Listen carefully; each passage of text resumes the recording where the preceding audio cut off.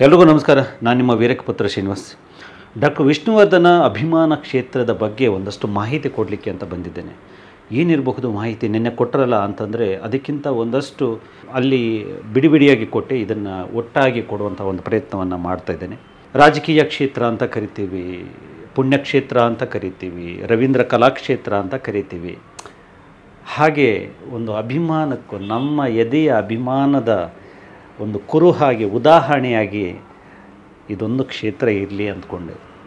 ಆ ಕಾರಣಕ್ಕೋಸ್ಕರ ಡಾಕ್ಟರ್ ವಿಷ್ಣುವರ್ಧನ ಅಭಿಮಾನ ಕ್ಷೇತ್ರ ಇಡೀ ದೇಶದಲ್ಲಿಯೇ ಮೊದಲ ಬಾರಿಗೆ ತನ್ನ ಅಭಿಮಾನದ ಕಲಾವಿದನಿಗಾಗಿ ಅಭಿಮಾನಿಗಳೇ ಅಭಿಮಾನದಿಂದ ನಿರ್ಮಿಸುತ್ತಿರುವಂತಹ ಮೊದಲ ಸ್ಥಳ ಇದು. ಈ ಜಾಗಕ್ಕೆ ಇದು ಸೂಕ್ತ ಅಂತ ಅನ್ನಿಸ್ತು. ಪುಣ್ಯಕ್ಷೇತ್ರ ಇರೋ ಥರ ಅಭಿಮಾನದ ಕ್ಷೇತ್ರವಾಗಿ ಇದು ಕೂಡ ಇರಲಿ, ಇತಿಹಾಸದಲ್ಲಿ ಉಳೀಲಿ ಅನ್ನೋಂಥದ್ದು ಅದರ ಹಿನ್ನೆಲೆ. ಇದು ಹೆಸರಿನ ಬಗ್ಗೆ ಆಯಿತು. ಮತ್ತು ಅಲ್ಲಿ ಬಂದ ತಕ್ಷಣವೇ ನಕ್ಷೆಯಲ್ಲಿ ನೀವು ನೋಡ್ಬೋದು ಚಿತ್ರದುರ್ಗದ ಕೋಟೆ, ನಾಗರ ಹಾವು, ಅದನ್ನೆಷ್ಟು ಸಿಂಬಾಲಿಕ್ಕಾಗಿ ನಾವು ಬಿಡಿಸಿದ್ದೀವಿ ಅಂತಂದರೆ 1972 ನೆನಪಾಗ್ಬಿಡ್ಬೇಕು. ನಾಗರಾವ್ ಯಜಮಾನರು ಉದಯಿಸಿದ ಆ ಸಿನಿಮಾ ನೆನಪಾಗ್ಬಿಡ್ಬೇಕು. ಅದ್ರ ಮುಂದುಗಡೆಗೆ ಒಂದು ಯಜಮಾನರ ಸಿಂಬಲ್ ವಿಷ್ಣು ಕುಲದ ಈ ಖಡ್ಗವನ್ನು ಇಟ್ಟಿದ್ದೀವಿ. ನೀವು ಆ ಖಡ್ಗದ ಕೊಂಡು ಹಿಂದೆ ನೋಡಿದರೆ ನಾಗರಾವು ಕಾಣುತ್ತೆ. ಅದಾದಮೇಲೆ ಈ ಖಡ್ಗ ಆ ವಿಷ್ಣು ಕುಲದ ಸಂಕೇತವಾಗಿ ನಿಮ್ಮ ಮುಂದೆ ನಿರುತ್ತೆ. ಅವರ ಅಭಿಮಾನಿಯಾಗಿ ನೀವು ಅದ್ರ ಕಡೆ ನಿಂತಿರ್ತೀರಿ. ಆ ಕಾರಣಕ್ಕೋಸ್ಕರ ಅದನ್ನು ಮಾಡಿದ್ದೀವಿ.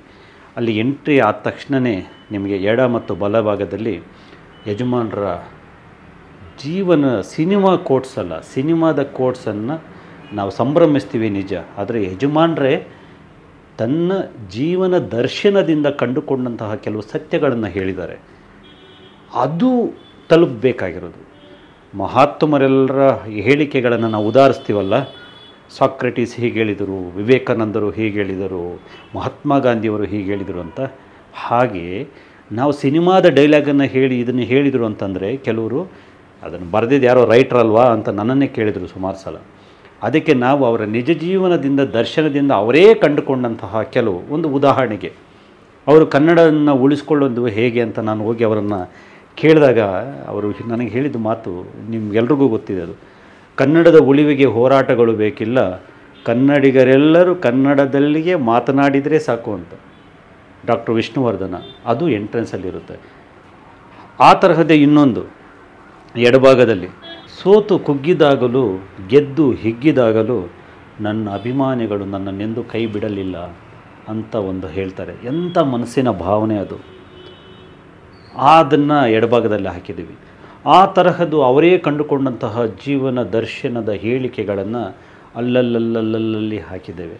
ಅದರ ಜೊತೆಗೆ ಒಳಗಡೆ ಹೋದರೆ ಗ್ಯಾಲ್ರಿ, ಆ ಗ್ಯಾಲ್ರಿ ಮಾಮೂಲಿ ಫೋಟೋಗಳನ್ನ ಇಟ್ಟು ಮಾಡಿರೋದಲ್ಲ. ಅವರು ಆನೆ ಮೇಲೆ ಇದ್ದಾರೆ ಅಂದರೆ ಆನೆಯೇ ಇರುತ್ತೆ. ಆನೆ ಮೇಲಿರುವಂತಹ ಸಿನಿಮಾ ಜಯಸಿಂಹ ನಿಮ್ಗೆ ಗೊತ್ತಿದೆಯಲ್ಲ, ಆನೆ ಮೇಲೇ ಕೂತಿದ್ದಾರೆ. ಅಲ್ಲಿ ಒಂದು ಅಮೃತ ಶಿಲೆಯಲ್ಲಿ ಅವರು ಇರ್ತಾರೆ. ಅದರ ಜೊತೆಗೆ ಅವರ ಭಾಳ ಅಪರೂಪದ ಕೆಲವು ಫೋಟೋಗಳನ್ನು ಬೇರೆ ಬೇರೆ ರೀತಿಯಲ್ಲಿ ನಾರ್ಮಲ್ಲಾಗಿ ಫೋಟೋ ಗ್ಯಾಲರಿ ಅಲ್ಲ, ಅಲ್ಲಿಗೆ ಬಂದ ತಕ್ಷಣ ಒಂದು ವಿಶೇಷವಾದ ಫೀಲು. ನೀವು ಆ ಪೋಸ್ಟ್ರ್ ಮುಂದೆ ಆ ಒಂದು ಫೋಟೋ ಮುಂದೆ ನಿಂತ ತಕ್ಷಣವೇ ಅದೊಂದು ಕತೆ ಹೇಳಬೇಕು. ಆ ಥರದ್ದು ಒಂದು ವಿನ್ಯಾಸದಲ್ಲಿ ಆ ಗ್ಯಾಲರಿಯನ್ನು ಮಾಡ್ತಾಯಿದ್ದೀವಿ. ಅಲ್ಲಿಂದ ಹೀಗೆ ಒಂದು ರೌಂಡ್ ಹಾಕ್ಕೊಂಡು ಮೇಲೆ ಬಂದರೆ ನಿಮಗೆ ಧ್ಯಾನ ಕೇಂದ್ರ ಸಿಗುತ್ತೆ. ಆ ಧ್ಯಾನ ಕೇಂದ್ರ ಯಜಮಾನರ ಬದುಕನ್ನು, ಅವರ ಬದುಕಿದ ರೀತಿಯನ್ನು, ಅವರ ಕೊನೆಯ ದಿನಗಳನ್ನು ಪ್ರತಿನಿಧಿಸುತ್ತೆ. ಅವರು ತಟಸ್ಥವಾಗಿ ಬದುಕಿದ್ರಲ್ಲ, ಅದೆಷ್ಟೋ ನೋವುಗಳಾದಾಗಲೂ ಕೂಡ, ಎಂಥದ್ದು ಸಕ್ಸಸ್ಗಳು ಪಡೆದಾಗಲೂ ಕೂಡ ಒಬ್ಬ ಬುದ್ಧನಂತೆ ಬದುಕ್ಬಿಟ್ರಲ್ಲ, ಅದನ್ನೊಂದು ಸಿಂಬಾಲಿಕ್ಕಾಗಿ ತೋರಿಸೋ ಪ್ರಯತ್ನ. ಜೊತೆಗೆ ಮಧ್ಯಾಹ್ನ 2 ಗಂಟೆ 1:30 2 ಗಂಟೆ ಸುಮಾರಿಗೆ ಆ ಸೂರ್ಯ ನೇರವಾಗಿ ಅವರ ತಲೆ ಮೇಲೆ ಬೀಳೋ ಥರದ ಒಂದು ವಿನ್ಯಾಸ ಮಾಡಿದ್ದೇವೆ. ಆ ಸಂದರ್ಭದಲ್ಲಿ ಎಲ್ಲರೂ ಅದನ್ನೊಂದು ದರ್ಶನ ಮಾಡ್ಕೋಬೋದು. ಮತ್ತು ಯಾರೋ ಯಾವುದೋ ಕಷ್ಟದಲ್ಲಿದ್ದಂಥವರು ಯಜಮಾನರ ಒಂದು ಅಮೃತ ಶಿಲೆ ಇರುತ್ತೆ ಆ ಧ್ಯಾನದಲ್ಲಿ, ಆ ಧ್ಯಾನ ಕೇಂದ್ರದಲ್ಲಿ. ಅದರ ಎದುರುಗಡೆ ಕೂತ್ಕೊಂಡು ತಟಸ್ಥರಾಗಿ ಒಂದು 10 ನಿಮಿಷ ಧ್ಯಾನ ಮಾಡಿ ನಮ್ಮನ್ನು ನಾವು ಸುಧಾರಿಸ್ಕೊಳ್ಳೋದು, ನಿಯಂತ್ರಿಸ್ಕೊಳ್ಳುವಂಥದ್ದು, ಪ್ರೋತ್ಸಾಹಿಸ್ಕೊಳ್ಳುವಂಥದ್ದಕ್ಕೆ ಅದೊಂದು ಅದ್ಭುತವಾದ ಜಾಗ ಅಂತ. ಹಾಗೆ ಅದನ್ನು ಧ್ಯಾನ ಕೇಂದ್ರದಿಂದ ಮೇಲೆ ಹೋದರೆ ಜ್ಞಾನ ಕೇಂದ್ರ. ಅಲ್ಲಿ ಕನ್ನಡದ ಮಹತ್ವದ ಸಾವಿರಾರು ಪುಸ್ತಕಗಳನ್ನು ಪ್ರದರ್ಶನಕ್ಕೆ ಮತ್ತು ನಿಮ್ಮ ಓದಿಗೆ ಇಟ್ಟಿರ್ತೇವೆ. ಅಲ್ಲಿ ಕೂತು ನೀವು ಆರಾಮಾಗಿ ಓದಿ ಬರಬಹುದು. ಅದಾದ ಮೇಲೆ ಹಾಗೆ ಕೆಳಗಡೆ ಇಳಿದು ಬಂದರೆ ಒಂದು ಕೋಟೆ ಥರ, ಚಿತ್ರದುರ್ಗದ ಕೋಟೆ ಥರ 4 ಭಾಗದಲ್ಲಿ ನೀವು ನೋಡ್ಕೊಂಡು ಹೋಗೋ ಥರದ ಒಂದು ವಿನ್ಯಾಸ ಮಾಡಿದ್ದೇವೆ. ಅಲ್ಲೆಲ್ಲ ಹೋದರೆ ಅಲ್ಲೆಲ್ಲ ಸೆಲ್ಫಿ ಪಾಯಿಂಟ್ಸ್ ಇರುತ್ತೆ. ನೀವು ಕೋಟೆ ಮೇಲೆ, ಚಿತ್ರದುರ್ಗದ ಕೋಟೆ ಮೇಲೇ ನಡೆದಾಡ್ತಾ ಇದ್ದೀರ ಅನ್ನೋಂಥ ಫೀಲ್ ಬರುತ್ತೆ. ಅದಾದ ಮೇಲೆ ಅದನ್ನು ಕೆಳಗಡೆ ಇಳಿದು ಹೀಗೆ ಬಂದರೆ ಎದುರುಗಡೆ 25 ಅಡಿ ಯಜಮಾನರು. ಅಲ್ಲಿ ನೀವು ನೋಡ್ತಾ ಇದ್ದೀರಲ್ಲ ಸೂರ್ಯವಂಶದ ಕನಕಮೂರ್ತಿ, ಅದಲ್ಲ, ಬೇರೆ ಪುತ್ಥಳಿ ಅದು ಬರುತ್ತೆ. ಅದನ್ನು ನೀವು ನೋಡಿ ಅಲ್ಲೇ ಪಕ್ಕದಲ್ಲಿ ಬೆಂಚಲ್ಲಿ ಹಾಕಿರ್ತೀವಿ. ದೊಡ್ಡ ದೊಡ್ಡ ಮರಗಳಿರುತ್ತೆ, ಮರದ ಕೆಳಗಡೆ ಹುಲ್ಲುಹಾಸಿ ಇರುತ್ತೆ. ಆ ಹುಲ್ಲುಹಾಸಿನ ಮೇಲೆ ನೀವು ಕೂತ್ಕೊಂಡು 5 ನಿಮಿಷ ಅವನ್ನ ಕಣ್ಣು ತುಂಬಿಕೊಂಡು ಬರಬಹುದು.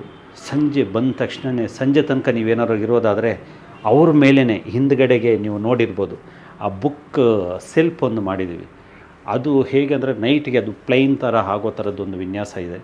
ಅಲ್ಲಿ ನೀವು ಲೇಸರ್ ಶೋ, ಯಜಮಾನರ ಸ್ಟ್ಯಾಚ್ಯೂನ ಒಳಗೊಂಡಂತಹ ಒಂದು ಲೇಸರ್ ಶೋ, ಅವರ ಹಾಡುಗಳಿಗೆ ನೀವು KRS ಅಲ್ಲೆಲ್ಲ ನೋಡಿರ್ತೀರಲ್ಲ ಆ ಥರದ್ದೊಂದು ಲೇಸರ್ ಶೋ ವ್ಯವಸ್ಥೆ ಮಾಡಿದ್ವಿ.